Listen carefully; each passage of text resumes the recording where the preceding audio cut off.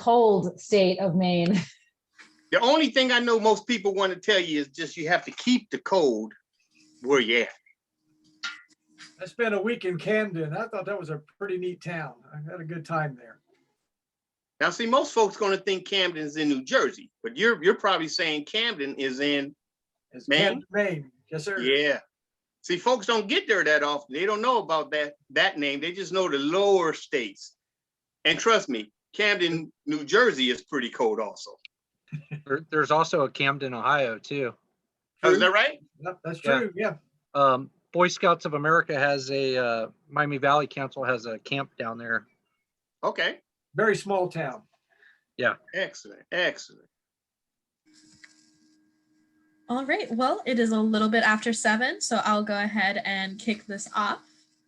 I will let the Command Chief do his own introduction, but as we all know, Chief Master Sergeant Dandridge is the National Command Chief of Civil Air Patrol, and it's my honor to introduce him tonight.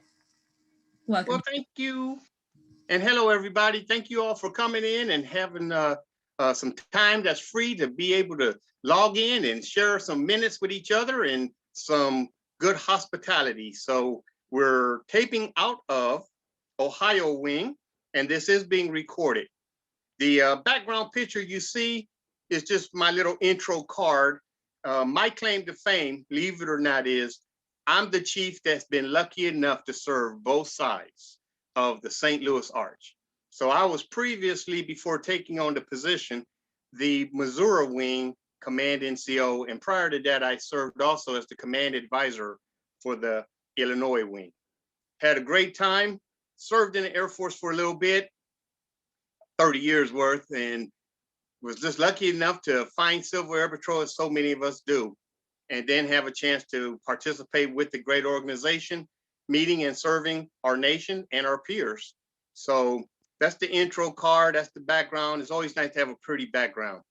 I do a lot of public speaking, and on the public speaking side, I generally go with a title that's called the 3-Chief Leadership Choice.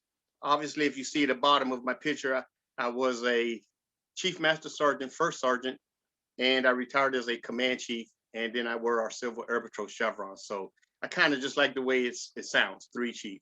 So that's how we work that piece there. So first slide, please, or next slide.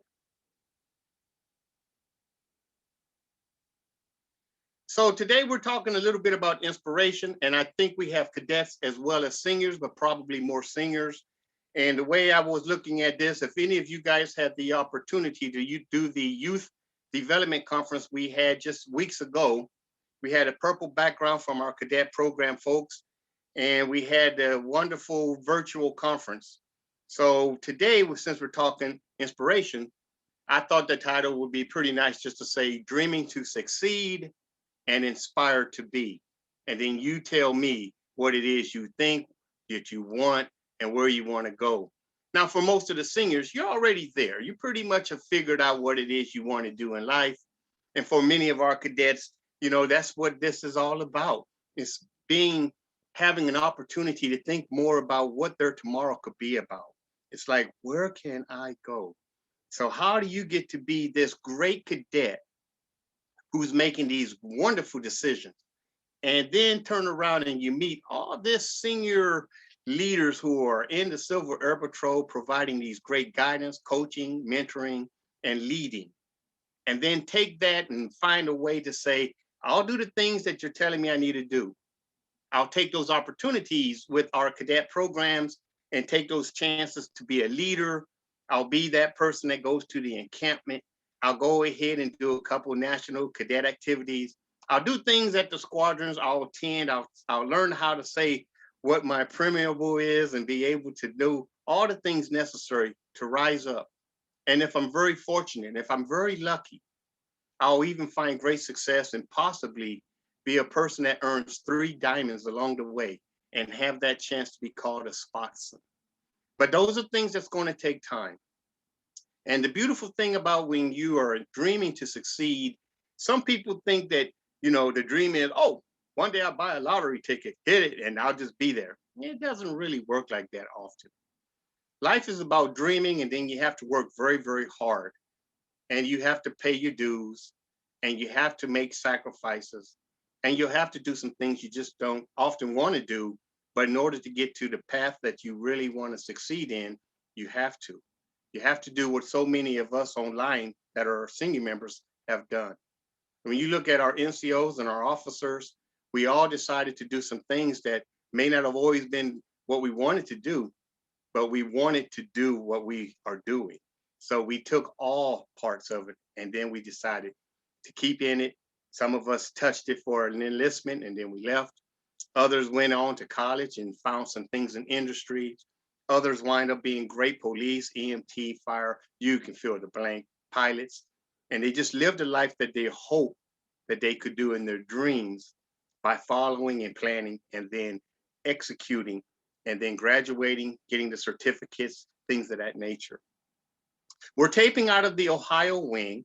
And I would just like to say, in case the wing commander is on, hit next. Thank you so much to Colonel David Jensen for being a commander who has also served on active duty. I'm sure all of my enlisted members who are on with their NCO chevrons can see by his picture that this is a well-decorated and someone who has served very well in our armed forces. So thank you, sir, if you're on, for your leadership for the Ohio wing. We really do appreciate you being and hosting and having such a great team. In the Civil Air Patrol, it's very important that we all remember those key things. We do have 52 amazing wings. We count the District of Columbia and we count Puerto Rico as two separate wings. Now we have 50 states, so sometimes folks get a little confused and think we don't know what we're talking about, but we do. We're all over the place. We have some great overseas squadrons. And for those of us who are stationed in places like Korea or in the United Kingdom and other assignment locations, we have some cadet squadrons that are available for your youth and for sure your leadership. And just know that if you're still on duty and you're still looking to take some overseas assignment, once you get to those bases that have our overseas squadrons, please, please do not disappear on us. Get involved with us and allow the folks to have a chance to see what Civil Air Patrol is in those overseas locations. Next slide.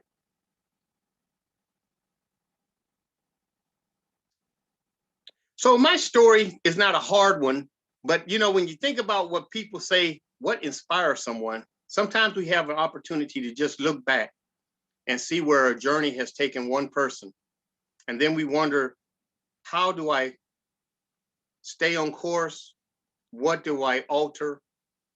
Where do I want to go? Do I start over? Do I stay in the game? And folks, for me, I was lucky a few years ago, the downtown newspaper did a story, and I found that that story was like pretty decent. It gave us a compressed time. And for me, I stayed in the Air Force for over 30 years. My father was in the Air Force, a military family, and we had 4 brothers. And believe it or not, each of us picked a different service to go to. Kind of cool. And instead of us having that type of interaction where the Army's better than this and the Marines are better, we all were like, life is good. All of us are doing well. My father was a 26-year retired Air Force Master Sergeant, and he was, in my eyes, a great person and inspired me to early on decide to be a part of the United States Air Force and share the story and do the things that I thought he was doing. And one day when we were stationed in this beautiful state called Alaska at a base called Elmendorf in a little community of Anchorage, in the house and walked by the house and went to the room, and I saw some study books that my dad had, and it had a picture of the Alaskan Air Command. And the Alaskan Air Command is this big old polar bear. And that polar bear caught my eye in a military crest. And I knew then, 4th grade, that I was going to come in the Air Force. And then based on everywhere we went, no matter where we went, I always tried to talk to people who had stripes on. I was always that person intrigued. So what do you do? What's your job? How long you been in? Where have you been? What are the advantages? How cool would that be? And I was so lucky that my dad ran with a group that was always very positive and welcoming of answering questions and taking time with young people. Now, here's the thing that's really odd. For all the assignments that we had while my father was in the Air Force, I had never heard of Civil Air Patrol. And I was born to be a cadet, but I didn't know about it. So we traveled. And then finally, when I got to Scott Air Force Base on my second trip, my son was of an age where he was approached by a fellow student in high school who said, Dandridge, what you doing today? And he took him and said, hey, I'll be around to pick you up tonight. And if you can, we'll take you to a meeting that's on the base. My son came home, talked to mom for a bit. And you know how moms and dads are, ask your dad. So she sent him to me. I said, ask your mom. So that was like, okay, we're both cool with it. Plus it was on the base. He did his 3 meetings and sure enough, decided he wanted to be a part of it. Within his first week as a cadet, he came home from his meeting and he said, Dad, we need you. I said, son, you don't want your dad involved in something that is for you to have fun with. You know, parents and kids, they don't do the same thing. No, Dad, we need you. We need you. So I listened to him and showed up to the squadron and sure enough, let them talk to me for a bit and I went on and signed up with them. Now, you guys know what I'm gonna tell you. My son is in the Air Force. He's not with Civil Air Patrol. He's getting his life together and I'm still with him. And he'll probably be one of those examples on the stories you've heard all over about a guy who says, yeah, I took this break for like 15 years, kind of get my life in order. And now I'm back and I want to give back. So throughout his career in the Air Force, he has joined and then not renewed and joined and not renewed and joined and not renewed. So he's in San Antonio. I tell him all the time to join the local squadron, but he is honestly busy and he understands what his schedule is like. And he has a big amount of deployment. So he just doesn't renew. And he says when he's ready, he will. But for me, it was pretty cool. And I, like so many of you online, I'm hoping as soon as you joined, you got involved. For me, it was to be a cadet program. So I thought that fit best for what we do in the Air Force. And at the time, I was a first sergeant. And I'm really used to the motto that we have in the Air Force. It's called people are our business. And taking care of people was like so simple. So why not take care of our great cadets? And those cadets are very similar to the airmen that I was taking care of. They're just a little bit younger. So I found that it was a real easy way to get involved and start making a difference. Unfortunately to me, I did not realize that within the first 5 months, the Air Force would give me another assignment and I had to leave that base and go to England. And when I went to England, at that time, we did not have a Civil Air Patrol overseas squadron. We do now. But got involved and just kept taking care of our great airmen and soldiers and sailors and Marines all over the world. And then when it was my time to retire, I decided that I'd come back to the base that had given me 3 assignments over those 30 years I served.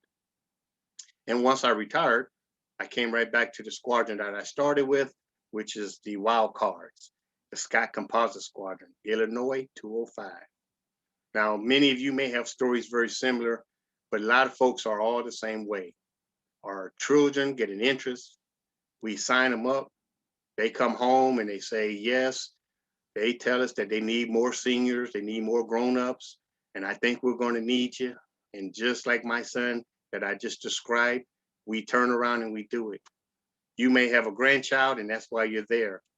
And then after a while, if a parent shows up dropping their children off and they're sitting there reading a book or looking at some kind of card game on their machine, we go over and then we say, you know, you're here all the time. Why don't you just become a member?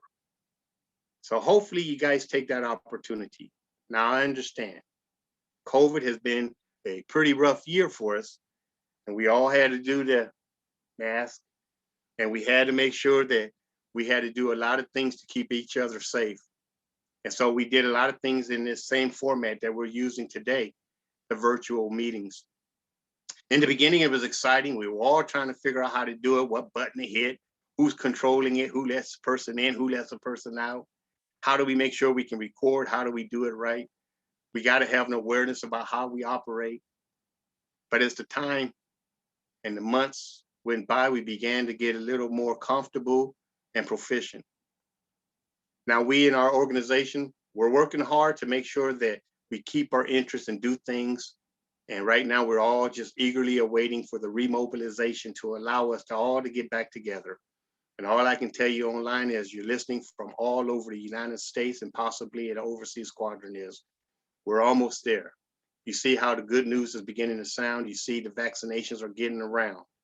So continue to stay with us, continue to keep marching forward, continue to talk to your people, let them know just how much we appreciate them, and continue to be tenacious about being a part of Silver Air Patrol. Better days are truly coming. Not that the days that have gone by weren't bad, it's just that we want to go from the virtual and eventually move into back to person. Now, the beautiful thing that I also want to talk to you about is that in our world as we know it, we have to be very used to change. So as we have now seen, there's probably going to be a change after COVID. It only makes sense because we've learned just how to do some things real well with the virtual communication. So some things that we would always do is now we find allowing people who never had a chance to be a part that they can participate. So there are some pluses. So the word that we'll probably start seeing is more of a hybrid operation. And hybrid just means that we'll use a combination of our virtual and our live, and we'll do more functions, I think, that way. We'll have a lot more folks who may by distance that they can't get there, have a chance to participate. So I see some pluses, but time will tell how we'll work that out. And our leaders who are in charge will continue to do and refine and tweak and make it work. So as the years went by, like I said, I would eventually retire and then return. Next slide. And when I returned to the United States and I was retired, you know, this is like I said, it started to show you how change is. When I joined, my son is the person that is second on the left. This is back when we were still wearing the wing crest on our shoulders. As you know, we changed and say, no, no more of that. We don't wear that like that. That particular picture, we were all attending our first encampment, and we were at Volk Field, Air National Guard base in the state of Wisconsin, and doing some great things, having a good time, and being challenged. And believe it or not, we were challenging cadets, but in my observation of a lot of the senior members who were there, they too were being challenged. So it was really good because a lot of folks got a chance to learn about themselves. And as the years would go by and coming back, we just found that if you were really interested in it, there are some pretty good pathways that each of us can do. I would hope that as I look at the Senior Master Sergeant and our Tech Sergeant online, that you're also having an opportunity to get involved with education and training. As you know, prior to last year, we were professional development. But as we allow ourselves to align ourselves with the growth of tomorrow, we found a need to change. And we took an outdated professional development program and created a more up-to-date. And we are working to refine that and make it better and better. So hopefully as you continue to complete your levels and you get your upgrades, you in turn will be a part of maybe an instructor team that will allow your skills to help us format, teach, and get the next group of leaders to take our place. Next slide.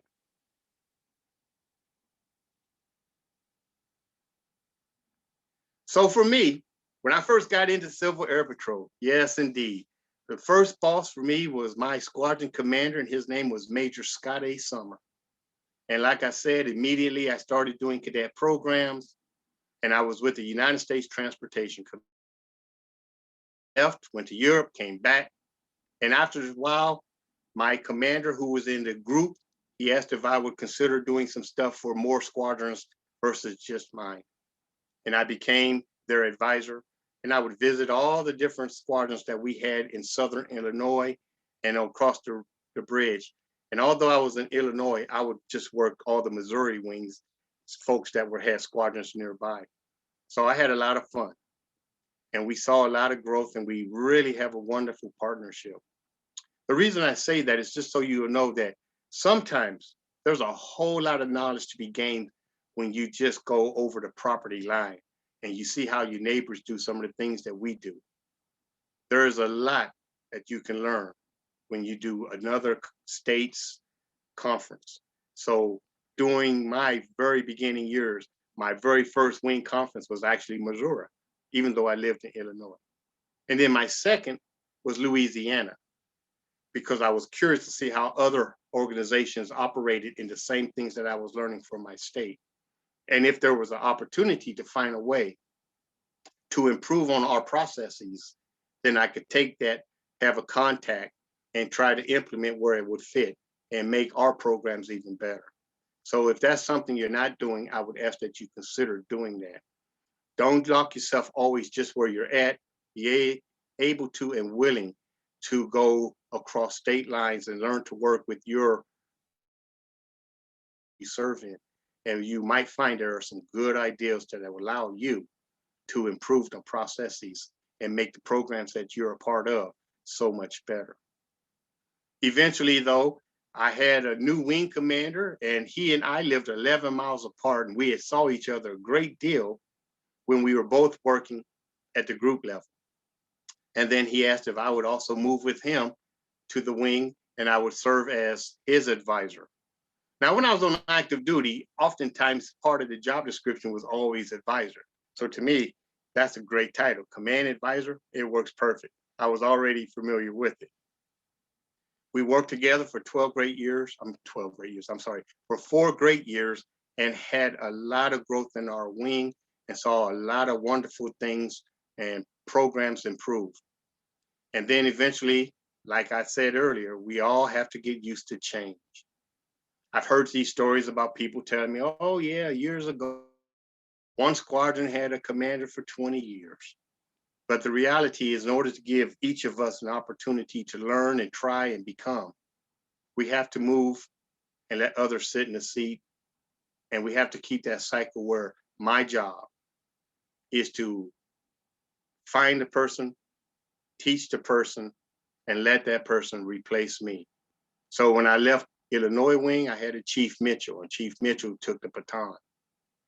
And as I was with Missouri wing, as I left them, we had Chief Miller. And hopefully each of you out there have that person that you're also working with, grooming and mentoring and showing the ropes and allowing them to sit with you and learn and trade notes so that they in turn don't be blindsided by things they didn't expect, and then have their opportunity and be willing to move. It's what makes our program, our Civil Air Patrol, so much better. So as time would go on, eventually the national position was announced. I applied as so many others did. And fortunate for me, I worked at the discretion of our Major General Marquis Smith.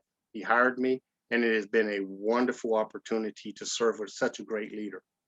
We're very fortunate in our Civil Air Patrol because, again, the cycle continues. We just don't have one person that sits there forever. We have a wonderful team of leaders that work together to really make some pretty tough decisions and move the organization forward. With so many volunteers and so much to do in so many different states, in so many different wings, it's really important to know that we have to work together and that we have to look to each other and that we have to get involved so that we in turn can improve our processes. While each of you are there with your particular squadron or wing, one day I would hope that you will feel comfortable to say, I want to step up and become a part of the region, and from the region become a part of the national. So that's kind of like how that piece works. If you don't know, we have 8 incredible regions throughout Civil Air Patrol. And from those 8 regions, we have all the different wings divided amongst them. And we have a colonel that's in each of those positions. And we all fall under, and we try to work best to make that region a great success. Next slide. So this is where I would have my canvas, and if I had my pen, and we have like a time to talk about questions and things, we'll get to that. And I think I probably should just put that one second to last, but this is just to show you this my place card that we will in turn have a chance to talk some things if you guys would like to have some Q&A at the end. Next slide. So as I prepare to open it up to talk to you some more on some things that you might want to talk about, I will just tell you, years ago, I wrote this article, and it was called Greatness Involves Everyone. Now, it's a decent article. It was written in the 90s. Hit next. But what I wanted you to actually see is that the piece that I wanted you to know about was that people are the heart and soul of our Air Force's military capability, and they will continue to be the most important element of our Air Force's success in meeting the needs of America. I said those words over 20 years ago, and those words are still true today. And when I wrote that, Silver Air Patrol was not at that time a part of the total force. We were doing some great things and we were working with the Air Force. But today, we are a part of the total force, and we will continue to be the most important element of their success in meeting the needs of America in the United States and our overseas squadrons. So you are a part of something that's pretty darn awesome. Talk about change. Remember last December, we had a big event. We saw the celebration of the 6th branch of service. We now have Guardians. We have a new title. We have cadets learning about space and looking forward to the opportunities that the rest of us never really saw. Now, it's not just a member who belongs to NASA. Now it's people who are really beginning to think maybe space exploration is something that will be a part of what we're going to do. Our cadet programs, our aerospace education is working to improve those things that we've already had mentioned on space. But obviously with that as a branch, we now will expand it more. We have folks now going through basic training, and they go immediately to the Space Force. As the chief, I'm very much comfortable with traveling throughout the United States and attending graduations. I've gone to Lackland, I've gone to Great Lakes, I've gone to different Army places, and I've done Air Force Academy, the Citadel, I've gone to Annapolis to see our outstanding cadets who have made the decision to do the things that they have done as a cadet and sign on to be a part of our active duty. There are some wonderful trade-offs. The reason I mention that is sometimes people say, so you do this as a volunteer, what's the payoff? Well, the tangible is simple. It's the intangible that counts. Having that great cadet call and say, Chief, I'll be leaving next week for basic training. And when I graduate, if you can make it, I'd like to invite you. When you've connected and you've worked with these great folks, that's your pay. When you're working with cadets and you see that their high school graduations are forthcoming, and they say, if you have an opportunity, we would love for you to be in our graduation and see us walk. That's your pay. We have a lot of homeschool. And one year I can remember the Homeschool Folks Association came and asked if we could have our Civil Air Patrol do much of the graduation.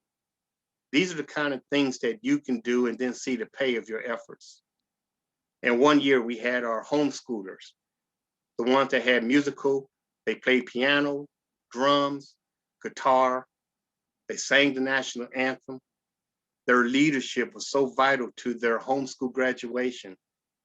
The parents were all like, we are so supportive of how they operated this graduation. And the folks that they brought in being other CAP senior members, being a part of the graduation. It was just incredible to see this. So your efforts make a great difference by being a part of the senior member team.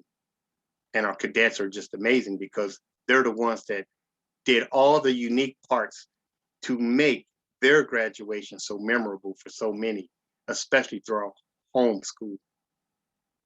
But we're also in school, in public schools, and we do great things there. And our footprint is all over our local communities. And in some places, it's clear that when I get a chance to travel to the different states and folks tell me about, hey, without Civil Air Patrol, we couldn't do X, Y, and Z. It's important to know that you are a part of something that really allows communities to have great success. So that's what we do. clique. We're always involved. We work with wonderful people who tomorrow will be great leaders in areas that they don't even really know fully yet. Some of them will change their minds a couple of times, but who didn't? Did not all of us change our mind? When I was in England, one of the first things I realized was like different in school was a lot of their students are locked in early on. When you go through their school system, they have to decide if they want to be an engineer, they be put on a path that goes to engineering. If they want to be in the military, they get a path that way. But in where we are at, our cadets can change their mind every week, all the time deciding, well, I don't know what I want to do yet. Maybe I'll be an automotive mechanic.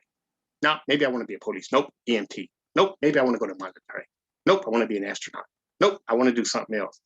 So we have a chance that when we work with these outstanding young people, we can help them figure out what it is that they want to do, evaluate, and put them on a course that allows them to be very successful. And if it wasn't for you as senior members that are here having that desire to make them successful, and maybe you started out with one of your own children or a relative or a neighbor. But I know, especially if you've got chevrons on, you extend that to everyone. And the beauty of Civil Air Patrol is we're very diverse. We're very inclusive. We have everyone from all walks of life. We have them from very, very light to very, very dark and all points in between. We work with people from real good, successful, high dollar amounts of income to folks who really have a hard time. But we make it work. We take an interest to make our squadron successful. And we always work to show folks that we can do things real well. And I think that's one of the things that I love about this great organization. Last week, I had a chance to do some things with the Nevada wing. And sometimes I'm asked like, well, give me at least one quote. I always give a quote. And my quote is, for them was, when you're walking with two people, and this is what I love about Civil Air Patrol, always walk to see and find what's not so good in one, and then take that in yourself and fix it. And as you walk with the other, find those things that are very good and try to duplicate that and improve yourself. I think in Civil Air Patrol, we see our cadets and our seniors, we see that example very well. People try to always improve. They ask questions because they want to have great answers. And they want to make sure that they're doing things that feels right and that they're on the path of success. And they really do trust the senior members who have taken such an interest in their well-being. So I thank you guys again for doing what you do. Next slide. So sometimes you have to also think about, do you do things that's like really crazy? Sometimes people are like, well, I don't know. Well, for me, I've pretty much done everything I've ever really wanted to do. I've climbed mountains. I've gotten in different lakes. I've skydived. I've run marathons. I tried out for the Olympics. I did AAU sports. I went to college. I find anything that I wanted to do. I bought a business here and there. I served in the greatest Air Force on the face of this planet. I had an opportunity to just take the rank I earned and be content. My goal was to be like my father, a retired Master Sergeant. And then when I made Master Sergeant, it was like, well, I sure enough can't stay forever this when there's so many opportunities. So my point is, sometimes you have to also help our cadets and our senior members know that if you reach your goals, you just don't sit on your laurels. You come and create new goals. And as you keep knocking those goals out, you keep making new goals. So next month, I think I do the first Coast Guard half marathon. I'm always looking for something to do because staying busy is really a good reflection on it. I have a friend that's recovering right now from some medical issues. And as I was talking with him, he told me he was reading this brand new book on leadership. And I'm going to go out and get that book, and we're going to read it, and then we're going to trade notes, because that way, while he's recovering, we can take the time to become smarter about some things. So why would I say that? Well, one thing in Civil Air Patrol I've also found is that there are some folks who don't ever want to stay where they're at. They want to constantly learn. So challenge yourself. Read, go to school, continue to challenge yourself. Continue to not just say, I'm content with level 3. Get that level 5. Cadets, get that spots. Work towards being the person who wants to get all he or she can get that the organization can offer. Get all of your O flights. Go to a flight academy. Learn what it feels like to solo an aircraft. Be able to work towards a certificate or a permit in flight. I had a great cadet who said, oh, I want to do PJ so bad. And he went to one of our cadet specialty activities. And today he's out there working with TACP. And he's going to be successful. And he does a lot of that based on what I'm getting as feedback, because the senior members believed in him so much and encouraged him to. I'm asking you to follow your dreams. I get places that say, you jump out of a plane, man, you done lost your mind. No, I didn't lose my mind. What I found was life is worth living. So do things that you want to do. Life is short. Get out there. Do a lot of different things. And in the journey, take others with you. Let people know that this is not something that only Chief can do. This is something that Senior Hood can do. This is something that Sergeant Martin can do. Miss Alina can do. This is something that Lieutenant Canning can do.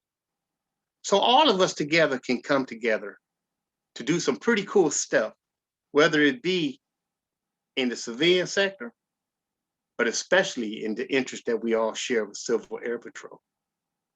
Man, if you've never been a TAC officer during an encampment and checking feet for blisters, man, I'm telling you, one of the jobs that maybe many of us don't like, but it's a necessary part. If you've never had an opportunity to work with our Chaplains Corps, if you haven't had that opportunity yet to get out there and do something that has already been checked to make sure it's safe for you to be a part of the remobilization and maybe deliver something or help with a part of the COVID response, and you have that opportunity, take advantage of it. Do that. Be a part of it. As I sit in the position I hold, I also have opportunity at times to do a uniform board and an awards board. And over the last couple of years, I've seen these packages that come in for Bronze Medal of Valor and Silver Medal of Valor. And you see cadets and you see senior members who, through their unique talent and their interesting careers in Civil Air Patrol, don't run from things, they run to things. And as senior members, we don't run, we go towards. We always see where we can help. It's one of the beautiful things that make us so unique. Our forensic science, oh my gosh, you see the numbers literally every week where somebody's lost in this nation and they call the Air Force and the Air Force calls Civil Air Patrol. And our great leaders who are doing these positions full time, they get to work instantly and they narrow where somebody can be. And then they send out the teams, and sure enough, we get the credit for a life that has been saved. And maybe you don't get to hear the family that person goes home to saying, thank you for allowing us to see that loved one one more time and let them see their lives for a long time. But Civil Air Patrol is a big part of that success. When I first joined, it used to be, 98% of all search and rescue that's done in the intercontinental part of the United States is done for the Air Force by Civil Air Patrol. I don't know what that percentage is today, but I know it's still pretty high. And I'm very proud of you if you're one that does and train and make yourself ready for our emergency services. We're an organization that has these outstanding missions. And I hope you know I'm preaching to the choir. But it's important to say because not everybody on is brand new or is seasoned. So you have to sometimes mention it. But we do have cadet programs. We have our aerospace mission and our emergency services. And from that, we break out and have all kinds of great specialties and activities. So what would I say you should look at doing? Well, first, go through the specialties and pick something that you think you would really love doing. I think if you wear chevrons, if you were a petty officer, if you have stripes, I think the first spot that you might want to look at is our cadet programs. The emergency services is important, but the things that you would do there, there's always going to be an interest by cadets that want hitting that. It's an important part of what we bring to the organization. I hold a master's rating in aerospace. I'm in the Air Force.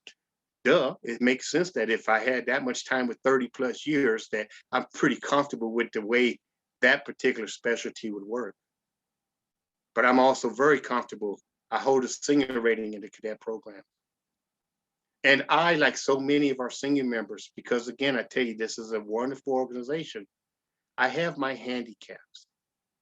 This organization is great for those who have issues, but the issues are not a big holder for you in Civil Air Patrol. We find a way to make it so that all people can participate. And that's very, very important. So if you have something that says, holds me back in everything else, it may not hold you back in Civil Air Patrol. If you feel in your heart that you can participate and that you have something wonderful to contribute, please look at that specialty that is applicable to you and get involved. We truly do need you. And NCOs, I do know many of us are real good at being a logistics person for them, holding that non-commissioned officer in charge, working where we need to work. In my e-services, I didn't have a whole lot of different job titles because I came from the school of what needs to be done and I did it. I necessarily didn't open a bunch of specialties to get the job done. But we do have specialties that you can look up. And if you want that specialty, by all means, get involved. But here's what I would wish you not do. Don't open up a specialty in 2021 and expect to get your technician rating by 2029. You caught the date, right? If you're going to open it, get involved with it and then start making it happen. Some of our folks, they opened up their specialties back in 2005 and it still says rating none.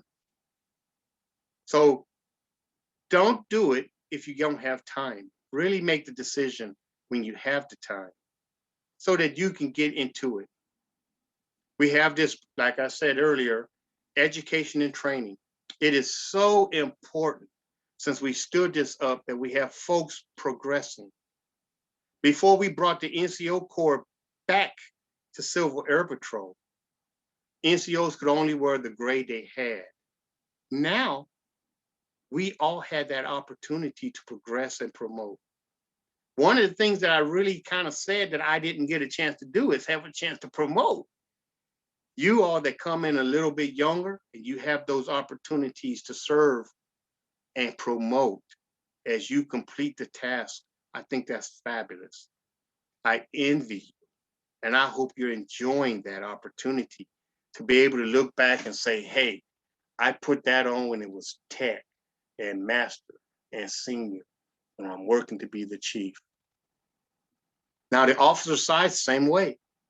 And sometimes you may hear the discussion that everybody can't put it on, but on the active duty sides, remember, not everybody gets to be a colonel, and not everybody gets to be the sergeant major, the master chief, or the chief. So we have to work hard to have slots. And when our time is done, remember, I talked about when you give others an opportunity, take the person who's going to be next in the line and afford them a chance to learn how that job is done. And when you get what you need from that billet, allow the next person to do and have that opportunity so that they can in turn to get them promoted. So as we keep looking and seeing what the challenges of life is about, we can be that person that sees the folks out in the middle of the sky, falling, free falling, understanding that what they're doing is really exciting. It's an adrenaline rush. It doesn't have to be that way. I just put that there to show you that the possibilities for you are endless. Look to the sky. You can do anything from the ground up. You can do anything. Is there another slide next? Let's see. Okay, so go back up to the question board one. There. This way, if there's a good question or something, I would think that as I wrap up my talk, and I'm not even sure how long I was on, but I hope you guys got a little bit of something out of this presentation. Civil Air Patrol is a unique organization. As you know, we have a corporate and we have our side, and you can do almost anything you want to. I told you I was on active duty and Civil Air Patrol. You can go as a cadet, go in the military and run your membership. You can be in the military, go out there and recruit one of your friends who are still serving, get them involved, and they can dual. They can be on their active duty and they can still be with the Civil Air Patrol, making great things happen. Our organization is going to have to do some things when we get remobilized. So we're going to have to work to get back our numbers. So the first effort I would say is look to go into the folks that just did not renew. Work with that ideal in mind. You know who they are. You know who they were in your organization, in your squadron. And I think for a lot of folks, when they see that there's a chance that we get back together, they'll be willing to do so. But plan now, start putting those names together, contact information, email address, so that you can copy all, put the words that you want, and go out there and recruit. Help our recruiters. And also, you know, senior members, cadets. Cadets can recruit 2 and they get a recruiting ribbon. Senior members, I believe, is 7. But these are things that help the organization return to its greatness. And I'm asking you as NCOs to definitely help us get back to greatness when we get the green light. Cadets, keep doing what you're doing. Talk about our great programs. Get the people outside that's interested in something unique and tell them about what you do. And give them a chance to have an invitation. Attend the meetings. And look here, I know I'm preaching to the choir, I said it earlier, but when a guest comes, give them a person, an escort that's during the meeting. Don't expect them to come in and not have someone assigned to them that can't answer questions. If your program is going to be successful, you have to show them up front that when they walk in the door, you're interested in them. We get our guests where I come to the local squadron and I'm with them. I'm with them throughout the meeting and we're answering questions. We're having cadets come over and talk. We pick different folks out just for them so they can hear the same messaging, so that they can see that this isn't one guy just trying to sell a program. They see that this is a program sold that each of the members that are talking to them really, really find extraordinary. You can be a big part of helping us get back when we get back to green and our phases of operating again. And I'm counting on our NCOs, at least as far as the piece that I have a big voice in. I think we're in good shape. I think Civil Air Patrol is always going to be the #1 youth program, but we have our work cut out. But you know what? Challenge is something that we're all used to. Come on. You know, when you went to basic training, I don't know how many of you guys said, oh yeah, this will be a joke. Oh, there were some days that was pretty tough. And we didn't say, oh, well, this is too tough for me. Got to go on home. I'm leaving. No. If we had to cry, we cried. But we accepted each day's challenge and we woke up to face a new day, and we faced the challenge, and then we got the job done, and we were able to move forward.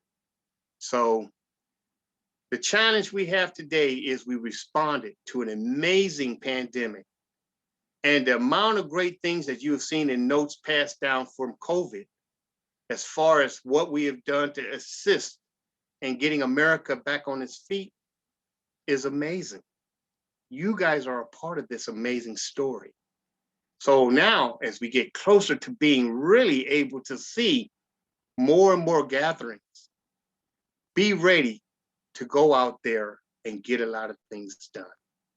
So now, the tenant canning, how do you want to do questions and answers? Do you got a chat box open, or is there a hand thing, or are you going to handle that, or they can just chime in?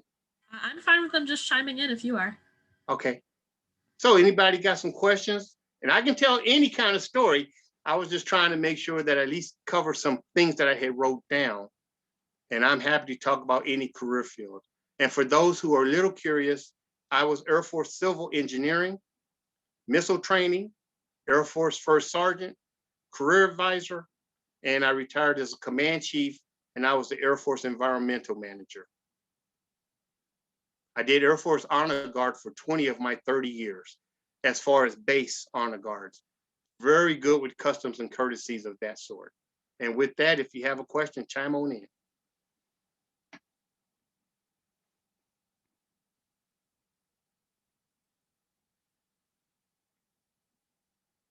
And I'm good with no questions too.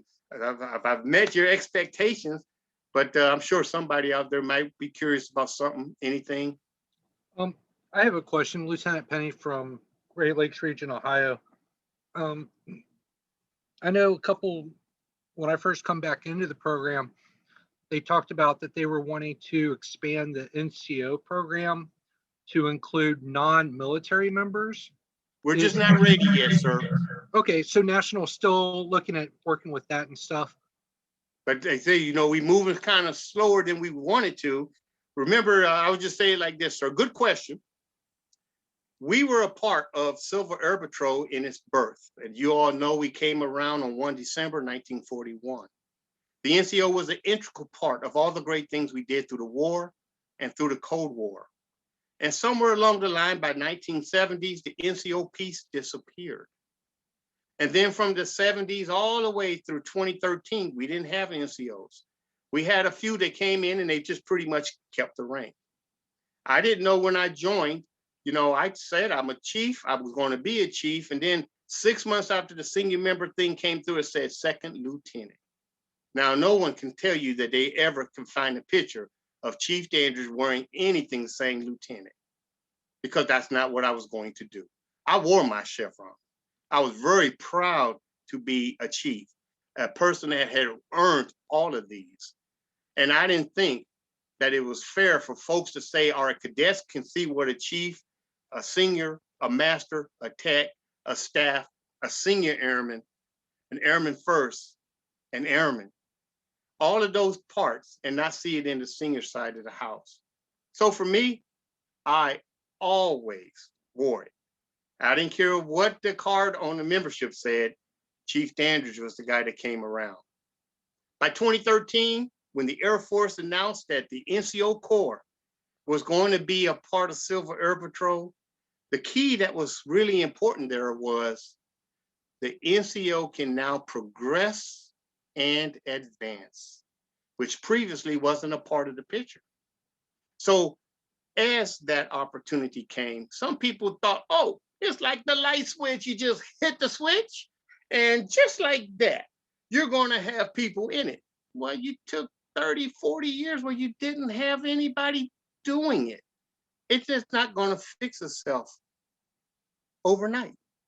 It's a culture. People have to get real comfortable again. And for all the folks that wanted to be very successful, there may have been some who just felt that we've done well without them. Why do we need them? So there's a lot of things that are happening. In that discussion, yes, the opportunity says that there'll be perhaps a chance for those who never were to get that chance. We're not there yet. We can't create something that we're just not there. We're over 300 NCOs. We were doing good. I thought we were going to crack 4 and 5. But then this little thing called COVID-19 came. And we've seen the results. Every single organization, not just Civil Air Patrol, is having a hard time with membership. So it slowed us all down. Nationwide, every organization has a bit of a challenge. But just like the great history we are all coming from behind us, we're going to be able to move forward very well. So give it time. This chief, I can't address that right now. In the future, as possible, a chance will come. But when, I can't answer that, sir, because we have to at least get ourselves where we're comfortable. I will tell you, I am very proud when I make the statement that all the non-commissioned officers corps members served in a branch of the armed forces. And I feel totally good when I say any one of them can tell you about customs and courtesy. They know what basic training. They can tell any cadet what they want to do and learn about because they've done it. They are a great resource, a big plus for the organizations that have them, and they're going to do great things. But also, you heard me say earlier, it's important that we continue to recruit. And as we recruit and get our numbers to where I think it becomes better and better and better, then that part of the plan can start being looked at. But for right now, that is just not where we're at. And we don't want to do things prematurely because that doesn't help our situation. That would just only make it worse.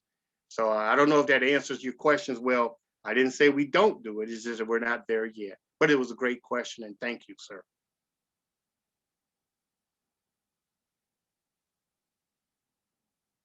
Next. Hey, Chief, this is Justin McKellar from Ohio. Yes, Appreciate sir. you being on here tonight, and I listened to you a few times. Always enjoyed that. Thanks, sir. Question: it kind of piggybacks on Lieutenant Penny's, which I know we're not there. Has there been any discussion on opening up the floor for newer seniors or cadets transitioning over between 18 and 21, instead of having the flight officer grade be airman to senior airman? No, sir. Thank you, No, sir. sir. I personally like the flight officer. I mean, that's some of the greatest mentoring I've also had a chance to do is my flight officers. And the 5 or 6 that I've all had a chance to work with in close proximity are all captains and majors in our armed forces today. And they're very, very happy there. And I think if you're really there and you don't want to do the college piece and you want to come in, you can easily enlist and become a part of the armed forces. Because right now we're just not there. We need NCOs who understand NCOing to do what we need to do to get where you want to be. And maybe you're on the forefront to help make that happen. But we're not there yet, Justin.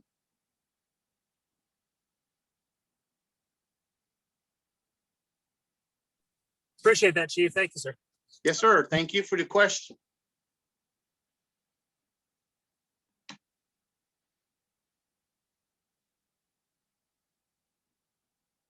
Always remember, folks, it's never easy. It's difficult to sit in a leadership position. Usually if you take 50 people, 25 will be on your side, 25 will be on another side. That's just how life is. And there's all kinds of reasons to say why you should do something sooner, but there are a lot of lessons learned that you can get into that's just really hard to explain. And there's things that you just don't see, and this isn't that forum. Just know that we've never there. And we've really struggled, and pandemic hasn't helped us. Our numbers have always been steady growth, steady growth, steady growth. But we just need to get some more, and we have to continue to have displacement of NCOs throughout all of our great 52 wings, and then allow them to in turn show our folks that may be more a little resistant to it, how valuable that is. You know, sometimes a person that just has done everything in the civilian world who hasn't never worked really with an NCO, they don't realize just how valuable you could be to them. So you have to keep working it and keep recruiting each other and bring others on board and let folks see just how awesome you are and what you do. I know if I could get all the NCOs to mic up, you can just tell when you showed up, boy, the cadets were like, woo, stripes, and you could just see the love. And I've talked to NCOs who were lieutenant colonels and majors. They were like, everybody saw them. And they took that and went inverted back to their NCO rank, and all of a sudden it's like, my God, you are the guy or gal, and oh my goodness, talk to me about this, that. So there is truly a place for the NCO. And we want to make sure we get our NCO core there the right way so that it continues to just grow and grow. And eventually, the NCOs that are already doing great things where they're at, we can get it all 52 wings. And we're going to get there. It's just that some states are just not fortunate enough. You know, the places that have more bases have a better chance, obviously, where people retire around them to get the folks to come back and assist and be NCOs.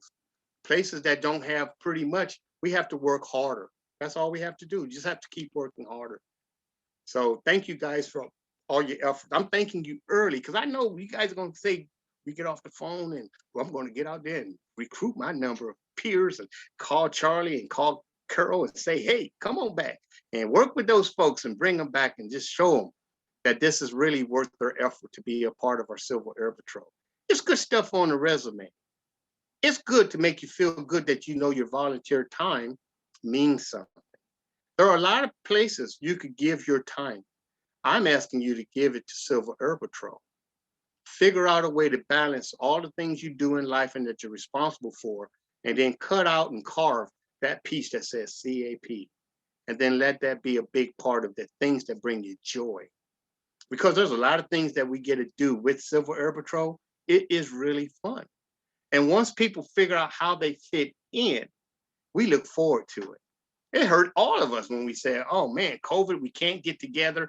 So first thing our leaders did was they all worked hard to say, how do we keep things going? I had never heard of Zoom until COVID-19. I had never heard of all these different systems that are in play because our leaders wanted to keep things going. So just continue to help us and keep moving forward. These 8 regions are all important. One is no more important than the other. And we should have a very good representation. But as I stated earlier, some places are a little bit more desolate and it's just difficult to find the NCO. And it just may be he or she just doesn't even know. And I know in this new technology world, some of you guys are so charged up and you have all the connections, but there's still a lot of folks that just don't know. They just don't know. So unless you talk and you figure out good campaigns with your recruiting and your retention, then that's the only way they're going to find out. I can't speak for the officers, but NCOs, we're all recruiters. The second they see all that stuff you wear, the second they see all them chevrons, you are walking as an advertisement. And what you do and say reflects so highly. And folks come up to you and they say, hey, CMS on Hood. Believe it or not, I used to be in the Army. And right there, the door has been open for you to start selling.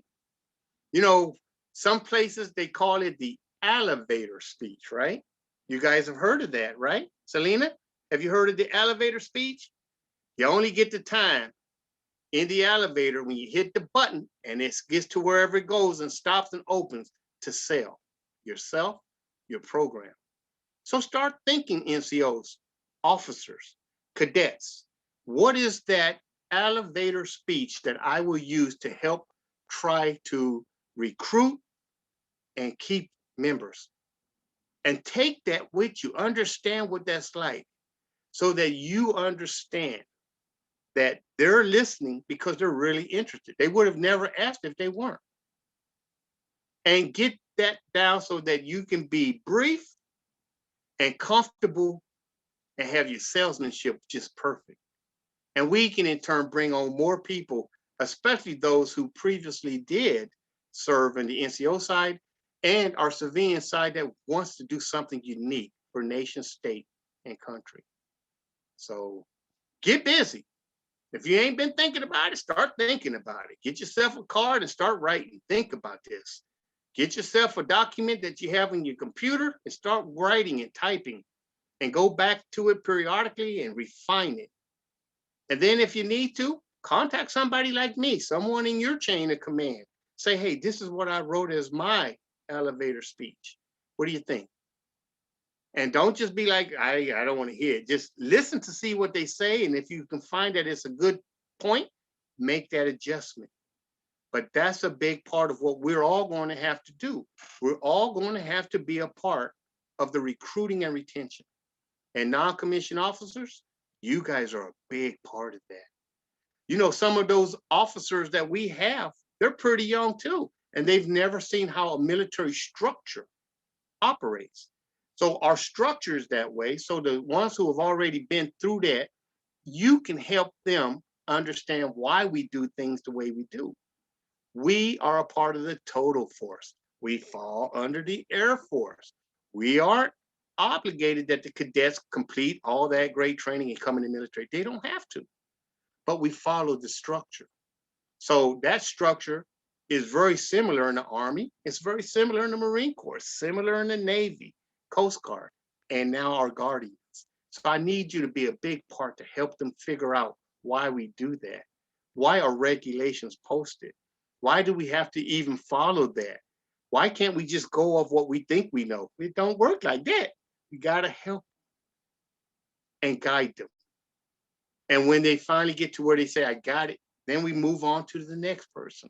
But the NCOs, you're a big part of that success in your unit. You help them be a better unit. And they look back and they'll say, hey, I was lucky. Senior was there for me, got me up to speed, and we are a better unit for it. And that's because the NCOs who have been coming through are all on the same page. And when we get enough of that, then we'll be able to start looking at other ways to get our numbers even bigger. But I appreciate all of it. And I'm so happy that you guys are on tonight. And I wonder if there's any other questions. Yes, sir, I have one. I'm Cadet Senior Master Sergeant Jocelyn Detweiler from Ohio Wing. Yes, ma'am. And with everything that has been happening with COVID, I have not had the ability to go to an encampment. And there are very few national activities and different programs that you can do in Civil Air Patrol without having one. So do you have any idea on what's being worked on for that, or how that's all going to move forward? Well, I will just say part of this is also going to be some homework with Lieutenant Canning. And the only thing I'm saying on that, ma'am, is that there will be some waivers, obviously. There will be some things we'll have to look at again because we have to adjust, because we don't want to penalize someone because of COVID. So just know that maybe some of the information isn't flowing down, because I think that's what I'm actually hearing.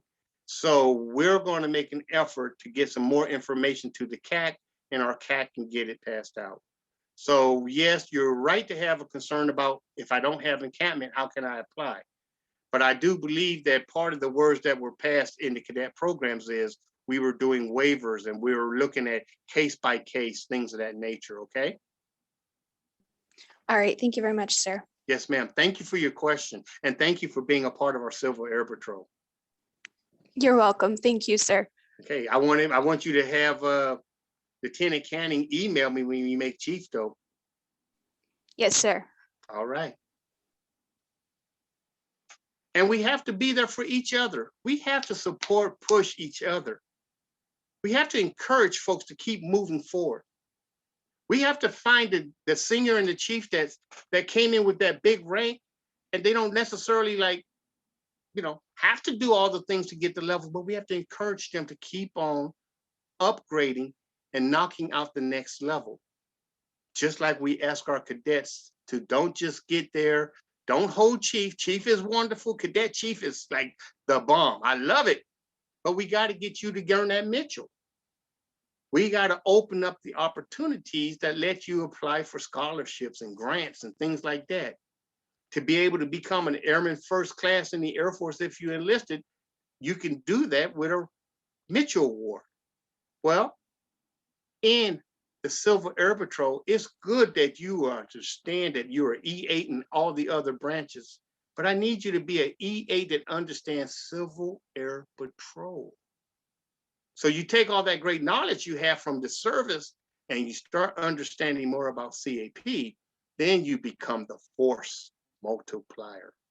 And that's why I ask our people who have already had their rank high when they joined us to stay hungry, keep working, earn that Wilson. That's what the senior members need to do. All of us earn our Wilson. What's the first piece we should all do? We should have 100% of all the NCOs with a Jaeger Award. 100 questions.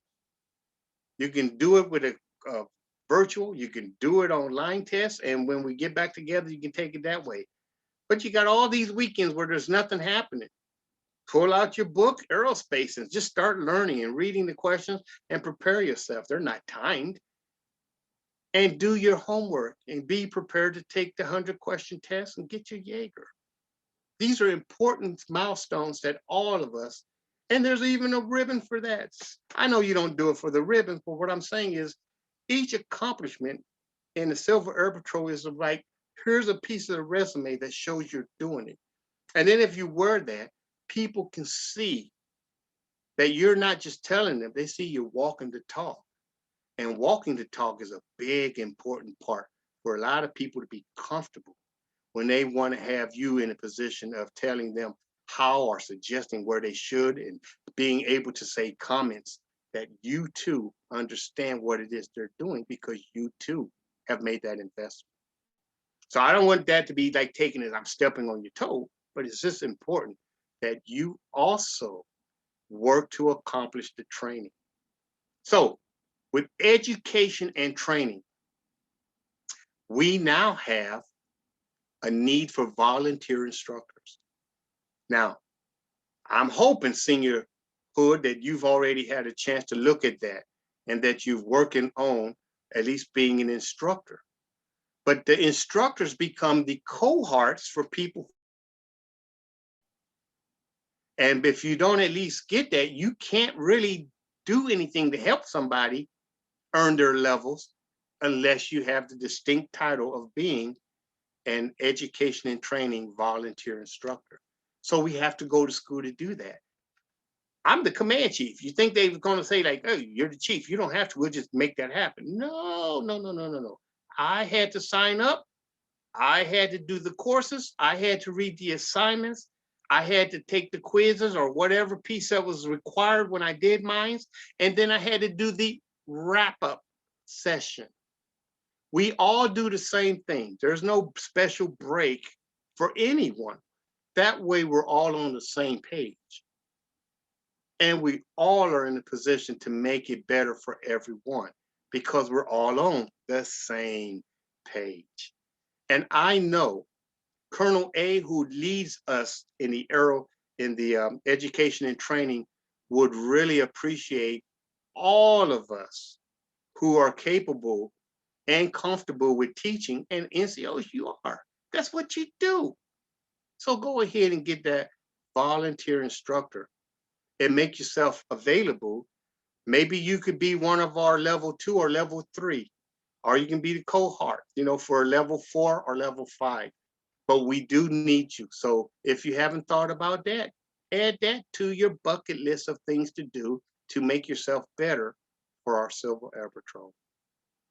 We really need our folks to be involved as fully as possible so that you can cover more area to help everybody else out. Because these folks that we have want to grow. And they don't grow by themselves. No one learns more about themselves if they have no one else to model by them but themselves. You have to also grow. You have to know what we're talking about. So get that. Let that be another part of the goals that we have under our invisible tool belt. Become a volunteer instructor. Work on your bios. Little projects while we aren't together is things that you can have knocked out. Think of a bio as your resume so that when you start looking for things to serve on a staff for when we reopen, have it ready now, a small paragraph, professional photo, listing your job, your education, and talk about some of your accomplishments as far as awards and decks. It doesn't have to be 18 pages. I recommend no more than one page, who you are, and have it real nice.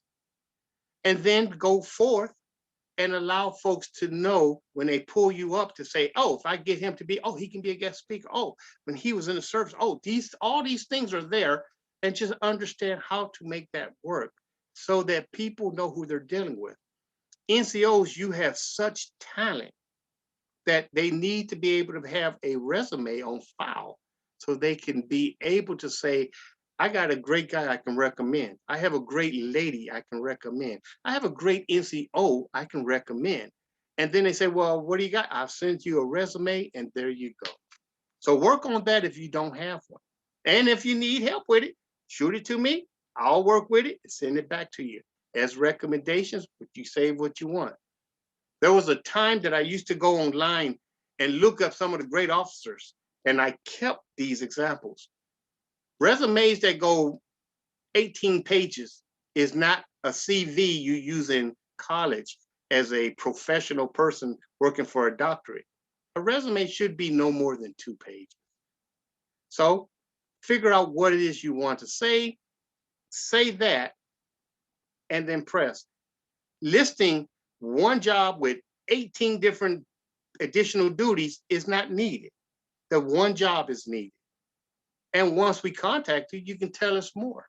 So those are the kind of things that I think is also important in our development. But the big piece is we have to recruit. The big piece is we have to be volunteer instructors, because the days of holding a squadron leadership school, corporate learning course, unit commanders course, and region staff college, and just showing up to be a part of the staff, we don't operate like that now under education and training. You have to have the credentials to allow them to put you on that team. So please do that for us. Another question out there?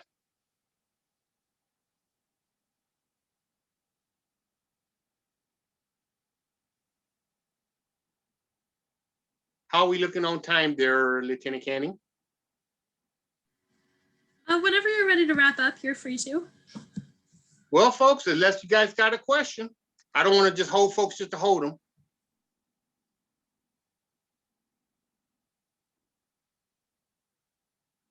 I will tell you that on behalf of Major General Marquis Smith, our Vice Commander, Brigadier General Edward Felka, our Chief Operating Officer, Mr. Salvador, Colonel Bailey, and Colonel Retired Gloyd, we are very, very proud and honored to be a part of the command team that works with all these outstanding cadets and senior members.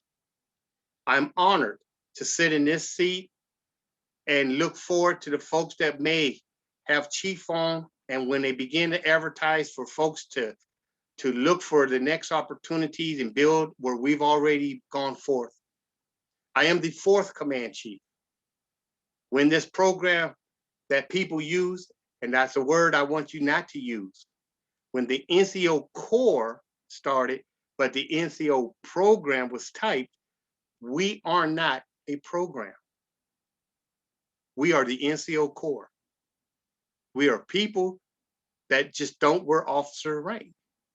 We love our chevrons because we've been that route, we've earned them, and we have an opportunity to keep getting promoted. We want to do great things for Civil Air Patrol. And I don't have a problem with you telling me what you want done, and I get it done. If I'm there in Ohio and Lieutenant Canning says, Chief, this is what I see as the goals, da-da-da-da-da. She releases me and I go out there and make it happen. Does that sound familiar, Senior Master Sergeant Hood? To all the NCOs online, that's how we operate. You let us know the goal, we'll make it happen. We'll do our best. If I take the baton from you and I tell you I got this, unless something comes up, I'll let you know. But if you tell me, here's, I expect an update we'll let you know. We'll do what you need. And that in turn will allow you, the officer, to focus on some more important things that are on your plate. But those of us that have the NCO Corps present, you have a reliable source. And as long as you two are working well as partners and you're communicating, because communication is everything. And we say we got it. Trust me, we got it.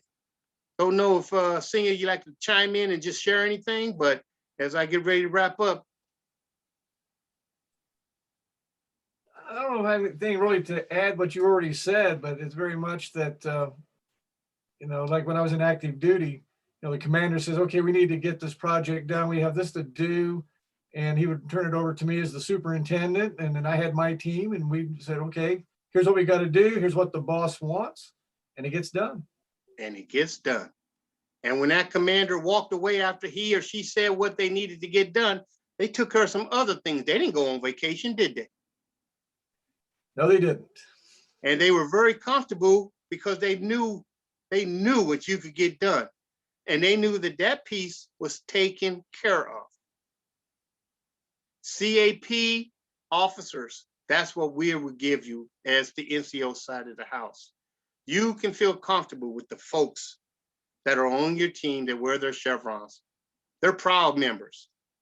Officers, we know you're proud. Together, we can do a great deal. We've seen the team together, everyone achieves more. We get it. We understand SMART. We are all about doing things smarter and benefiting the team. We recognize that this isn't a show me only. This is about show us often, winning together. We get it. We want to have that opportunity to be a big part of that with you. And together, when we earn those quality unit awards, when we go for citations here and there, we as a team will achieve so much. And if we recruit, we get instructor credentials, we go out there and we talk to the folks that getting close to their renewal and make sure that we invite them back after we get back on our remobilization and our various phases that get meetings together. Take the time to start planning that now. Don't wait till it's there and then say, now we got to figure out who. Do that now. Know who they are. Make yourselves ready starting tomorrow. And then execute. NCOs, you know what they got to have done. Make it happen. So as I said earlier, on behalf of the entire Command Senior Advisory Group, our senior leaders, thank you so much for one, coming online. Thank you very much, Lieutenant Canning, for bringing this forward and having the opportunity for folks all over to come online. Thank you for those who have asked questions. Thank you for you guys who have been very patient during COVID. Thank you for being resilient. Thank you for weathering the storm. Thank you for being inspired to just keep moving on. Know that when I was a young guy, I used to box. And there was this guy that was in Cincinnati, Ohio. Some of you all may know him. His name was Les Brown. He's a motivational speaker. And as a boxer, you always know that when you get in the ring, there's a possibility you might get knocked down. And Les Brown used to have this saying that I love, and I think most boxers do. If life is treating you hard and it knocks you down, do your best to land on your back. Because Lord knows if you can look up, you can get up. If we have that same type of resiliency, we know there's going to be speed bumps here and there. But if we land on our back and we can look up, we can get up and get right back into making things work. That is what makes Civil Air Patrol so awesome. Thank you so much for coming online with us. We'll take some other instructions there from Lieutenant Canning as we finish up. I'll be happy to take anybody that wants to shoot me emails and things, and I try my best to answer everything. And we continue to work together as one great team, benefiting all of Civil Air Patrol as one. Lieutenant Canning? Thank you so much, Chief, and thank you again to everyone who joined us tonight. If anyone has any questions for the Chief, feel free to send me an email and I will either give you his email or pass it along. And with that, I'm going to go ahead and end the call. All right. So have a great night, everyone. Thank you so much, and God bless everyone. Stay happy, stay safe, wash your hands, wear that mask. And I'll grab mine one last time. You too, Just Chief. remember, they really don't look too bad sometimes. They look pretty good. We do this until we're told we don't need to. But this is an important part of what we do to help our community. This is what keeps you able to be a participant until we're told we don't have to. So thank you again, guys. Appreciate y'all. Is that a Thank you, national Chief. logo on that, Chief? This is the Rocky Mountain region. Okay. I had somebody in Ohio Wing had designed one that has Ohio Wing with the CAP round patch, but I didn't know if that was a national where it said Civil Air Patrol just across the or not. So I'll be honest with you. Some of the folks that I work with all over the great nation, they send me some masks. It's like masks, I get them. So I try to wear them at different days. And I will just tell you before we click the button there, Lieutenant Canning, when I go out, I wear the masks that have Civil Air Patrol stuff on. So that if wherever I'm going and I meet a small audience, they look, and if they see that notice and they catch their eyes, guess what? Chief is working. The recruiter is on it. Oh, I'm on it. I'm selling. I'm talking. And I'm making sure I got the business cards with me. I'm letting them know that we are able to do this, that, and the other. I tell them when we meet locally. And if they got their family, relatives, friends, colleagues, and they got children of age and they're looking for something unique, oh, I sell the cadet programs. And then I tell them how important it is that they also to consider joining so that they, in turn, you're going to be waiting for them anyway, be a part of it. So just keep thinking that way, always thinking how we can continue to help us grow, and grow. And if you're in a place that's really more challenged, you really probably should be the one thinking that way more. But all of us together can make this better. So thank you again. And thank you, Lieutenant Canning. We do appreciate you. thank you, Chief. All right. Have a good night, everyone. Take care, everyone. Blessings to you all. Thank you.